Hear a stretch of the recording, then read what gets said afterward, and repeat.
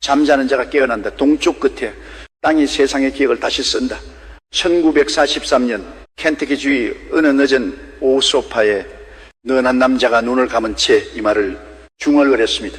가슴 위에 두 손을 올려놓은 그 자세 주변의 공기가 이상하게 무거워졌고 그의 입에서 나오는 소리는 더 이상 그 자신의 것이 아닌 것처럼 들렸습니다. 그 이름은 에드거 케이시. 20세기가 나온 가장 귀하고 가장 정밀한 예언자였습니다. 그런데 그가 남긴 수천 개의 리딩 기록 중에서 지금 이 순간 다시 주목받고 있는 단 하나의 문장이 있습니다. 동쪽 끝에 땅에서 새로운 의식이 깨어날 것이다. 그 땅은 작지만 그 파동은 온 세상을 흔든다. 그리고 그 땅을 지목하는 손가락은 지금 이 순간 분명하게 한반도를 가리키고 있습니다. 에드거 케이시를 처음 들어보는 사람이라면 이렇게 생각할지도 모릅니다. 또 다른 신비주의자의 허무맹랑 이야기 아닌가요? 하지만 그의 이름 앞에 붙은 기록들을 한 줄씩 읽어내려가다 보면 그런 생각은 조금씩 흔들리기 시작합니다. 그는 1919년 주식시장 붕괴를 6개월 전에 정확히 예언했습니다. 아무도 믿지 않았습니다. 그러나 시장은 무너졌습니다. 그는 1935년에 오스트리아, 독일, 일본이 손을 잡고 대전쟁을 일으킬 것이라고 말했습니다. 당시 세 나라는 아직 동맹도 맺지 않은 상태였습니다. 하지만 4년 뒤 인류는 2차 세계대전의 포성을 들어야 했습니다. 그는 소련의 붕괴를 예언했고 광우병의 창고를 경고했으며 이스라엘의 건국을 예고했습니다. 살아생전 그에게 쏟아진 의뢰만 1,000건이 넘었고 그 리딩의 기록들은 아직까지 버지니아 비치의 연구소에 보관되어 있습니다. 토마스 에디슨이 찾아왔고 우드로 윌슨 대통령이 그의 말에 귀를 기울였습니다. 사기꾼이라고 부르기엔 너무 많은 것들이 현실이 되었습니다. 그리고 그 예언들 사이에 깊숙이 묻혀 있던 한 조각의 문장이 지금 이 순간 새롭게 빛을 발하고 있습니다. 동쪽 끝에 땅이 빛의 진원지가 된다. 케이시는 체면 상태에서 스스로를 아카식 레코드에 접속하는 존재로 묘사했습니다. 아카식 레코드란 무엇일까요? 그것은 우주가 시작된 일의 모든 영혼의 기억과 선택과 가능성이 기록된 초월적인 도서관입니다. 산스크리트로 아카시아는 에테르, 공간 하늘을 의미합니다. 이 보이지 않는 기록 속에는 개인의 전생뿐 아니라 국가의 운명, 문명의 흥망, 그리고 아직 오지 않은 시간의 가능성까지 담겨 있다고 케이시는 말했습니다. 그는 소파에 누워 눈을 감을 때마다 이 우주의 도서관에 접속했습니다. 그리고 그가 꺼내온 수천 개의 말들은 시간이 지날수록 하나하나 현실과 겹쳐지기 시작했습니다. 그런데 그 광대한 기록의 저 깊은 곳에서 케이시의 리딩이 반복적으로 가리키는 하나의 방향이 있었습니다. 동쪽 태양이 가장 먼저 뜨는 곳 반도의 끝, 그 땅에 관한 그의 암호들은 직접적이지 않았습니다. 결코 나라의 이름을 대놓고 말하지 않았습니다. 케이시의 예언은 언제나 그런 방식이었습니다. 지명 대신 기운, 이름 대신 상징, 날짜 대신 징조. 그러나 그 징조들을 맞춰보면 결국 하나의 윤곽이 드러납니다. 그리고 그 윤곽의 형태는 놀랍도록 한반도를 닮아 있었습니다. 이것은 단순한 우연일까요? 케이시의 기록을 연구해온 사람들은 그의 리딩에서 반복적으로 등장하는 단어들을 추려냈습니다. 동방의 고요함, 고난을 통해 정제된 의식, 영성과 물질 문명의 교차점이 이 단어들이 집중되는 장소를 지도 위에 펼쳐놓으면 그것은 유럽이 아니었고 아메리카도 아니었습니다. 말했습니다. 빛은 서쪽에서 오지 않는다. 빛은 오래 눌린 곳에서 솟구인다. 그리고 그 오래 눌린 곳이 지금 우리가 살고 있는 이 땅일 수 있다는 이야기가 세상 어딘가에서 조용히 퍼져나가고 있습니다.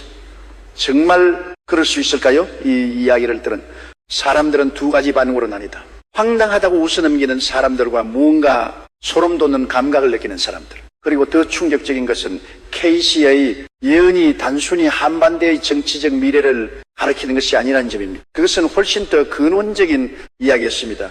의식의 변화, 영혼의 귀환, 그리고 이 땅에 깃들기 위해 이미 길을 나선 존재들에 관한 이야기였습니다. 수면 상태에서 반복적으로 아틀란티스를 언급했습니다. 그에게 아틀란티스는 단순한 전설의 대륙이 아니었습니다. 그것은 인류 역사상 가장 고도로 발달했던 영적 문명이었습니다. 기술과 의식이 함께 꽃피었던 시대. 그러나 그 문명은 자신들이 가진 힘을 합력으로 오용하면서 세 번의 대재앙을 맞이했고 결국 대서양의 물속으로 가라앉았습니다. 아틀란티스의 영혼들은 사라진 것이 아닙니다. 그들은 다시 돌아옵니다. 새로운 시대의 문이 열릴 때 그들은 가장 어두운 곳에서 가장 준비된 땅에서 먼저 깨어납니다. 이 말이 한국과 무슨 관계가 있을까요? 여기서부터 이야기는 조금 더 깊어집니다. 케이시의 리딩 기록 중에는 이런 문장이 있습니다. 고통의 역사를 가진 땅일수록 영혼의 밀도가 높습니다. 눌림과 갈라짐을 겪은 영혼들은 더 선명한 기억을 가지고 돌아옵니다. 한반도는 지난 한 세기 동안 무슨 일을 겪었습니까? 36년의 식민지배, 한국전쟁, 분단, 군사독재, 민주화운동, 그리고 눈부신 경제성장과 함께 찾아온 새로운 종류의 피로 이 땅의 역사는 축적된 고통의 기록입니다. 그리고 케이시의 논리에 따르면 그 고통 속에서 벼려진 영혼들이 가장 농도 높은 의식을 품고 이 땅으로 돌아온다는 것입니다.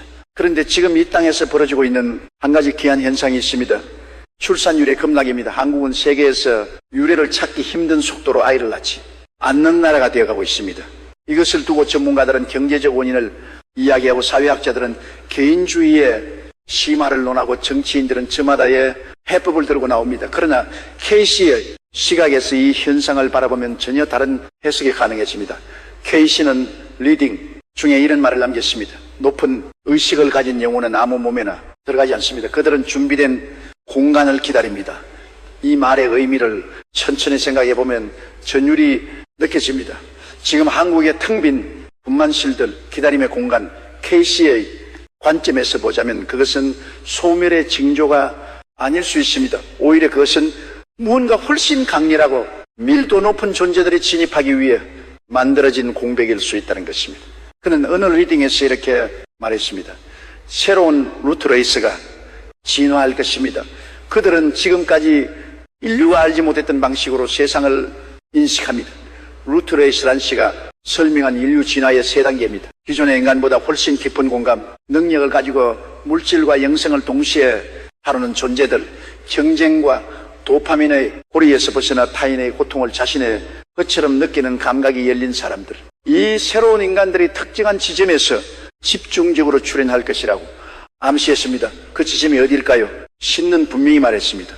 가장 오래 기다린 땅에서 가장 빨리 깨어납니다. 그리고 이 땅에서 지금 이 순간 가장 오래 가장 깊이 기다려온 것이 있다면 그것은 바로 통일이라는 이름의 꿈입니다.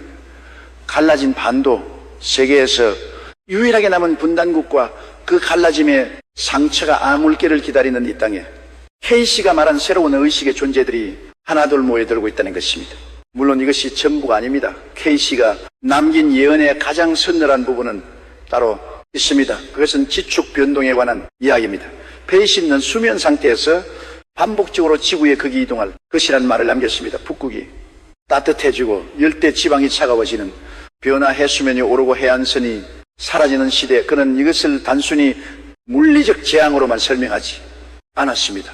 땅이 흔들리기 전에 마음이 먼저 흔들립니다. 지구의 변화는 언제나 인류의식의 변화를 뒤따라, 다시 말해가 견고한 지축 변동은 물리적 사건이자 의식적 사건이었습니다. 땅의 균형이 무너지는 것과 인간의 내면에서 일어나는 균형의 붕괴는 하나의 사건이라는 것입니다. 이것을 한반도에 대입하면 어떤 그림이 그려질까요? 지금 이 땅의 사람들이 경험하고 있는 정신적 피로를 생각해 보십시오. 끝없는 경쟁, 타인과의 비교, 증화, 혐오가 알고리즘 속에서 증폭되는 환경, 소셜미디어라는 거대한 파이프를 통해 쏟아지는 자극의 홍수, 케이시의 언어로 표현하자면 이것은 의식의 지축이 기우는 상태입니다. 내면의 균형이 흔들리고 있다는 신호입니다. 그리고 케이시는 말했습니다. 균형이 흔들릴수록 그것을 회복하려는 힘도 함께 강해집니다. 두 힘이 동시에 존재한다는 것입니다. 무너지는 힘과 일어서는 힘, 그리고 그 두 힘이 가장 팽팽하게 충돌하는 곳에서 진화가 시작된다고 그런 말했습니다. 2026년에 어느 날 케이시의 기록을 연구해온 한 영성 연구자가 오래된 리딩 문서더미 속에서 낯선 문장 하나를 발견합니다. 원문은 영어였지만 그것을 한국어로 옮기면 이렇습니다. 아침에 고요함이 깨어났네. 그 땅의 의식이 세계의 타임라인을 뒤흔든다. 준비된 자들의 그 파동을 처음 느낀다. 그 연구자는 이 문장 앞에서 한참을 멈췄다고 합니다. 왜냐하면 KC의 리딩에서 아침에 고요함이라는 표현이 등장한 것은 처음이었기 때문입니다. 그리고 한국의 옛 이름 중 하나는 고요한 아침의 나라였습니다. 단순한 일치일까요? 아니면 이것은 KC가 아카식 레코드에 페이지를 넘기다가 우연히 마주치는 장면이었을까요? 그 대답은 아직 아무도 모릅니다. 하지만 이야기를 읽는 지금 이 순간 무언가가 당신 안에서 움직이고 있다면 그것은 아마도 무의미한 반응이 아닐 것입니다. KC의 리딩 중 가장 많이 회자되는 예언이 있습니다. 바로 홀 오브레크제에 관한 것입니다. 그는 말했습니다. 이집트의 스핑크스 아래에는 아틀란티스 문명의 모든 기록이 봉인된 방이 있습니다. 그 방은 새로운 의식의 시대가 열릴 때 비로소 발견될 것입니다. 물론 지금까지 그 방은 발견되지 않았습니다. 그런데 KC의 관점에서 이것을 달리 해석하는 연구자들이 있습니다. 스핑크스 아래의 그 방은 물리적 공간이 아닐 수도 있다는 것입니다. 그것은 상징입니다. 봉인된 기억, 잠들어 있는 의식, 그리고 그 봉인이 풀리는 순간이란 물리적 발굴이 이루어지는 순간이 아니라 인류가 새로운 방식으로 스스로를 기억하기 시작하는 순간이라는 것입니다. 그렇다면 그 기억이 풀리는 땅은 어디일까요? KC는 리딩에서 이런 말을 남겼습니다. 기억은 상처가 가장 깊은 곳에서 가장 선명하게 되살아납니다. 그리고 이 땅의 사람들은 기억에 관한 특별한 민족입니다. 한이라는 감정을 품고 억눌린 것들을 어딘가에 담아두고 표면으로 드러나지 않은 감정들이 기어이 쌓인 문화, 바로 그 축적된 내면의 깊이가 KC가 말한 영혼의 밀도와 맞닿는 것입니다. 이 지점에서 KC의 가장 서늘한 예언이 다시 떠오릅니다. 새로운 인간이 오는 곳에서 낡은 질서는 무너집니다. 무너지는 것은 나쁜 것이 아닙니다. 그것은 준비입니다. 이 마을은 단순히 정치 체제나 사회 구조의 변화를 말하는 것이 아닙니다. 페이시가 경고한 것은 훨씬 근본적인 차원의 붕괴였습니다. 인간의 내면에서 지금까지 당연하게 여겨졌던 가치의 체계, 성공의 기준, 관계 방식이 무너지는 것, 그리고 그 폐허 위에서 완전히 새로운 방식의 삶이 시작되는 것, 계시는 이것을 재앙이 아니라 수술이라고 불렀습니다. 지금 한국 사회를 둘러보십시오. 20대가 가장 많이 검색하는 단어 중에는 무기력, 번아웃, 탈출이라는 말들이 들어 있습니다. 경쟁에서 이기는 것을 삶의 목적으로 가르쳐왔던 시스템 안에서 정작 이긴 사람들도 행복하지 않다고 말합니다. 달리기에서 앞서 달리던 사람들이 어느 순간 멈추어서 우리가 어디를 향해 달리고 있었지요? 라고 묻기 시작합니다. 이것을 의식이 깨어나는 초기 증상이라고 불렀습니다. 통증입니다. 하지만 그 통증은 무언가가 죽어가는 신호가 아니라 무언가가 살아나는 신호입니다. 묻혀있던 것이 드러납니다. 억눌렸던 것이 터집니다. 두려워하지 마십시오. 그것은 시작입니다. KC 리딩 중의 문장은 특정 나라나 사람을 향한 것이 아니었습니다. 그러나 이것을 읽는 지금 이 순간이 문장이 어디를 향하고 있는 것인지 느껴지지 않습니까? 지난 몇 년간이 땅에서 일어난 일들을 떠올려 보십시오. 촛불, 광장, 탄핵, 그리고 또 다른 갈라짐 억눌렸던 것들이 터져나왔고 묻혀있던 것들이 드러났습니다. 그 과정이 아름답지 않았습니다. 혼돈스럽고 고통스러웠습니다. 그러나 KC의 언어로 표현하자면 그것은 수술이었습니다. 절개의 고통, 그리고 절개 없이는 치유도 없습니다. 지금 이 땅은 수술 후의 시간 속에 있습니다. 상처는 아직 아물지 않습니다. 그러나 KC가 말한 것처럼 상처가 아물지 않은 땅이야말로 가장 선명하게 기억하는 땅입니다. 그리고 가장 선명하게 기억하는 땅이야말로 가장 먼저 변화의 파동을 감지하는 땅입니다. 이 이야기는 여기서 멈추지 않습니다. KC의 리딩에는 홍익인간이라는 개념과 놀랍도록 겹치는 문장이 있습니다. KC 자신은 당연히 홍익인간이라는 단어를 알지 못했습니다. 그는 한국어를 읽지 못했고 한국의 고대 건국 이념을 공부한 사람이 아니었습니다. 그런데 그의 리딩에는 이런 말이 있습니다. 궁극적인 영적 진화는 자신만의 구원이 아닙니다. 그것은 주변을 넓히고 넓혀 결국 온 세상을 품는 것입니다. 그 경제에 이은 영혼들이 사는 땅은 자연히 세상의 중심이 됩니다. 홍익인간, 널리 인간을 이롭게 한다. 이 고조선의 건국 이념과 KC 리딩이 담고 있는 영적 방향성은 놀랍도록 유사합니다. 자기 자신을 넘어 타인을 그리고 온 세상을 이롭게 하는 것이 가장 높은 영적 성취라는 관점.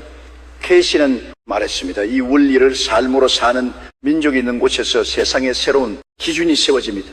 그 민족이 이 땅의 사람들이라고 단정할 수는 없습니다.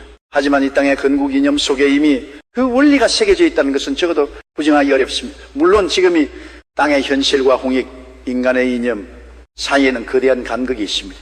경쟁과 불신, 분열과 혐오가 일상처럼 느껴지는 이 사회에서 홍익 인간을 말하는 것이 공허하게 들릴 수 있습니다. 그러나 KC는 말했습니다. 이상과 현실의 간극이 가장 넓은 곳에서 가장 강한 열망이 태어납니다.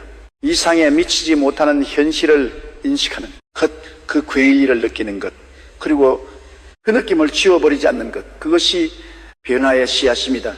지금 이 땅의 젊은 세대들이 경험하는 혼란은 그 씨앗이 발화하는 과정일지도 모릅니다. 그렇다면 KC가 말한 2026년 육골은 무엇을 의미할까요? 이 날짜는 KC의 리딩에 직접 등장하는 것이 아닙니다. 그러나 그의 예언 중 지구 자기장의 변화와 의식의 대전환에 관한 언급들을 조합해온 연구자들이 주목하는 시점이 있습니다. 그것은 특정한 천문학적 주의가 겹치는 순간들입니다. KC는 말했습니다.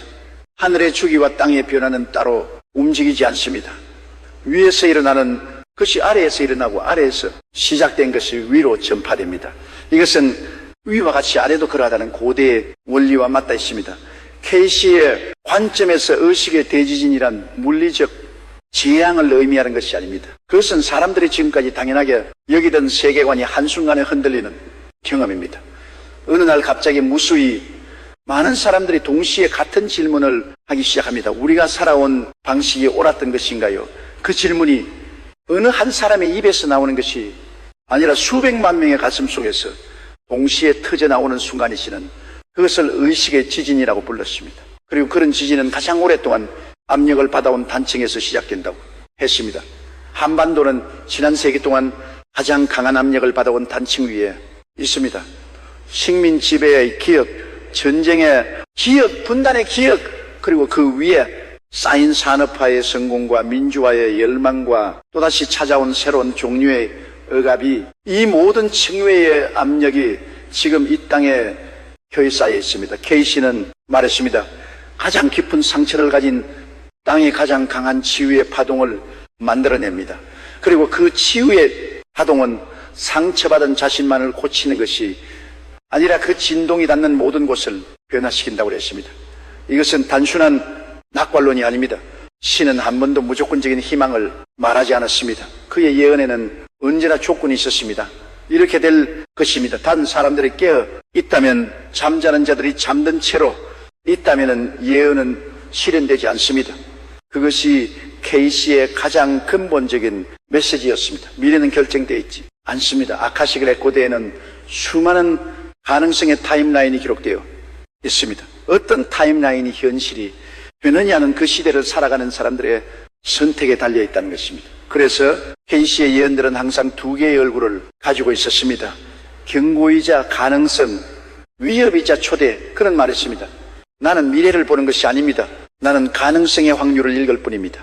어떤 가능성이 현실이 될지는 결국 당신들이 결정합니다. 그런 그가 이 땅에 대해 가장 높은 확률의 가능성으로 지목한 것이 있습니다. 그 땅의 사람들이 자신의 내면에서 고요함을 찾는 순간 그 고요함은 세계로 퍼져나갑니다. 고요한 아침의 나라, 그 이름에 진정한 의미를 이 땅의 사람들이 다시 발견하는 순간, 그것이 KC가 바라본 가장 밝은 타임라인이었습니다. 그러나 동시에 그는 경고했습니다. 잠든 채로 아무것도 느끼지 못하면 그 모든 가능성은 연기처럼 사라집니다.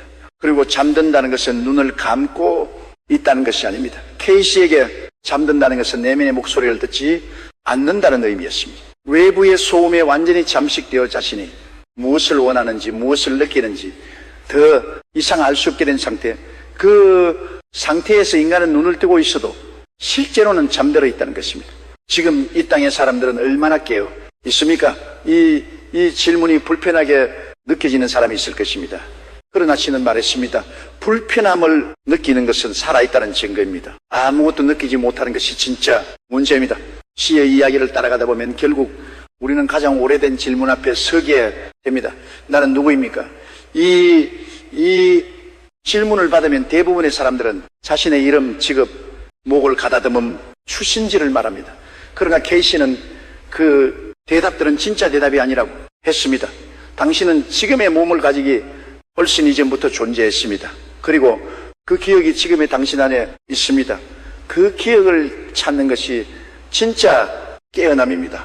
아카식 레코드 속에 당신 수천 년의 시간을 건너 이 땅에 다시 온 당신 K씨의 시각에서 보자면 지금 이 글을 읽고 있는 당신은 단순히 이 시대의 평범한 사람이 아닐 수 있습니다. 가장 어려운 시대에 가장 중요한 변화의 문턱에 서기 위에 이 땅에 온 존재일 수 있습니다. 그것이 사실인지 아닌지를 증명할 방법은 없습니다. 하지만 이 문장을 읽는 순간 아무것도 느끼지 못하는 사람과 무언가를 느끼는 사람이 분명히 나뉠 것입니다. 시는 말했습니다. 느끼는 자들이 깨어난 자들입니다. 그리고 깨어난 자들이 새 시대를 이니다. 이 땅에서 2050년은 어떤 모습일까요? K씨의 가장 밝은 타임라인 속에서 그 해의 한반도를 상상해보면 그것은 단순히 경제강국이나 문화수출국의 이미지가 아닙니다. 그것은 훨씬 다른 무언가입니다. 시는 말했습니다. 참으로 위대한 나라는 남에게 물건을 파는 나라가 아닙니다. 남의 상처를 이해하는 나라입니다. 상처를 알기에, 상처를 치유할 수 있는 나라, 고통을 겪었기에 고통 속에 있는 자들에게 손을 내밀 수 있는 나라. K씨가 바라보는 땅의 가장 높은 가능성은 세계 정신적 치유자가 되는 것이었습니다. 물론 지금의 현실은 그 비전과 멀리 있습니다. 내부의 분열, 세대 간의 불신, 이념의 갈라짐이 현실을 외면하고 희망만을 말하는 것은 K씨의 방식이 아니었습니다. 그는 언제나 현실을 똑바로 직시한 뒤에 가능성을 말했습니다. 지금 어렵다는 것을 합니다. 하지만 어려운 것과 불가능한 것은 다릅니다. 지금 이 땅이 어렵다는 것을 부정하는 사람은 없을 것입니다. 그러나 그 어려움이 무너짐의 신호인지 아니면 변화의 진통인지는 다른 문제입니다. K씨의 예언이 이 땅을 향한 것이 맞다면 지금 우리가 경험하는 혼돈은 목적지가 있는 혼돈입니다. 방향 없이 흔들리는 것이 아니라 다음 단계로 넘어가기 위한 변성의 시간입니다. 그는 마지막으로 이런 말을 남겼습니다. 잠에서 깨어나는 것은 고통스럽습니다. 하지만 그 고통은 눈을 뜬 자만이 느낄 수 있는 고통입니다. 눈을 뜬다는 것은 화면을 끄는 것일 수도 있습니다. 잠시 멈추는 것일 수도 있습니다. 자신의 안쪽을 향해 귀를 기울이는 것일 수도 있습니다. K씨가 가슴 위에 두 손을 올리고 눈을 감았을 때 그는 바깥 세계를 차단한 것이 아닙니다. 오히려 그는 그 고요함 속에서 세상의 모든 소리를 들었습니다. 시간을 초월한 기억들이 흘러들어왔고 아직 오지 않은 장면들이 눈앞에 펼쳐졌습니다. 그것은 특별한 능력이 아니었습니다. K씨는 말했습니다. 이 능력은 내가 특별하기 때문에 가진 것이 아닙니다. 충분히 고요해졌기 때문에 들을 수 있게 된 것입니다. 고요해진다는 것. 이것이 K씨의 예언이 이 땅에 사람들에게 남기는 가장 구체적인 메시지입니다. 바깥의 소음이 클수록 내면의 고요함은 더 소중해집니다. 알고리즘이 우리의 감각을 장악하려 할수록 그 감각을 되찾는 것이 더 중요해집니다. K씨는 말했습니다. 세상이 시끄러울수록 침묵하는 자가 가장 많은 것을 알게 됩니다. 지금이 그를 읽고 있는 당신은 무엇을 느끼고 있습니까? 회의심입니까? 호기심입니까? 아니면 설명하기 어려운 어떤 감각입니까? 그 감각이 무엇이든 그것을 외면하지 마십시오. 신은 말했습니다. 아카식 레코드는 특별한 사람에게만 열려있는 것이 아닙니다. 그것은 느끼고자 하는 모든 사람에게 항상 열려 있습니다. 잠자는 예언자가 보니 땅의 미래는 아직 완성되지 않았습니다. 그것은 지금 이 순간에도 쓰여지고 있습니다. 그리고 그 문장을 쓰는 사람들은 예언자도 정치인도 학자도 아닙니다. 그것은 바로 지금 이 순간이 땅에서 눈을 뜨기로 선택한 사람들입니다. K씨는 이런 말을 남겼습니다. 미래는 당신의 오늘 안에 있습니다. 거창한 혁명이나 거대한 운동이 아니어도 됩니다. 오늘 단 하나의 선택, 멈추는 것, 느끼는 겉듣는 것, 그 작은 선택들이 모여 타임라인을 바꾼다고는 믿었습니다. 동쪽 끝에 땅이 빛의 진원지가 된다. 이 예언이 현실이 될지 말지는 아직 알 수 없습니다. 케이시 자신도 말했습니다. 이것이 반드시 이루어진다고 말하지 않겠습니다. 이것은 가능성입니다. 가장 빛나는 가능성입니다. 그 가능성을 현실로 만드는 것은 케이시의 능력이 아닙니다. 그 가능성을 현실로 만드는 것은 지금 이 순간이 땅에서 숨을 쉬고 있는 사람들입니다. 우리는 지금 거대한 선택의 기로 앞에 서 있습니다. 잠든 채로 흘러가거나 아니면 눈을 뜨고 느끼거나 케이시의 예언은 거기서 갈립니다. 그리고 그 갈림길에서 어느 쪽을 선택할지는 오직 당신만이 결정할 수 있습니다. 잠자는 자가 깨어난다. 동쪽 끝에 땅이 세상의 기획을 다시 쓴다. 1943년 어느 후 케이시가 눈을 감은 채 중얼거렸던 그 문장, 그 문장이 지금 이 순간 당신의 귀에 닿았다면 그것은 우연이 아닐 수도 있습니다. 아카식 레코드는 언제나 열려 있습니다. 질문은 단 하나입니다. 당신은 늘 준비가 되어 있습니까? 오늘도 영상을 끝까지 함께 해주신 여러분께 깊이 감사드립니다. 이 이야기가 당신의 마음속 어딘가에 작은 함문을 일으켰다면 그것으로 충분합니다. 좋아요와 구독은 이런 이야기들이 더 많은 사람들에게 닿을 수 있도록 하는 힘이 됩니다. 이 채널의 다음 이야기도 기대해. 좋지요? 야.